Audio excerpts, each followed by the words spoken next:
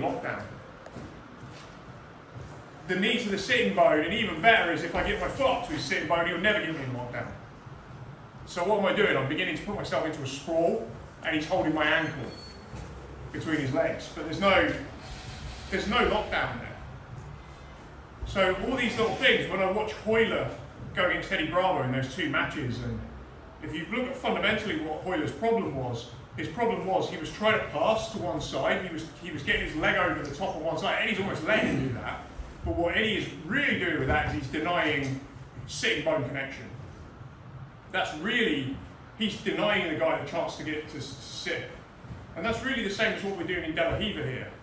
He might get, if he gets his leg in, this is why I want that second leg kicking his leg away.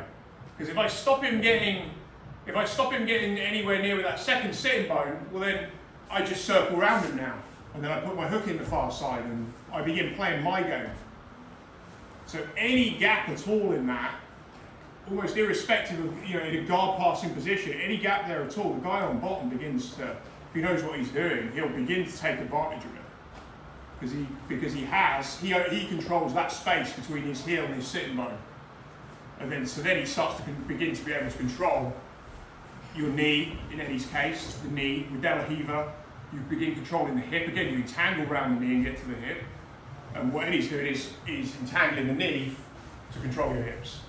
So he's doing it the other way around. But the actual principles of De La Riva and Eddie Bravo's lockdown game are basically identical. Really, there's a lot of them. Yeah. So that sitting bone connection, anytime you start getting a hook comes in or whatever, they put a hook in here and they start lifting you, you didn't control that space. And so then it becomes, okay, how do I control that space? If I can shut it down and get both in, it's like double underhooks. So I'll just control the hip line. Is there anyone else? Is there anything else on that? Makes sense. Yeah. Thanks everyone.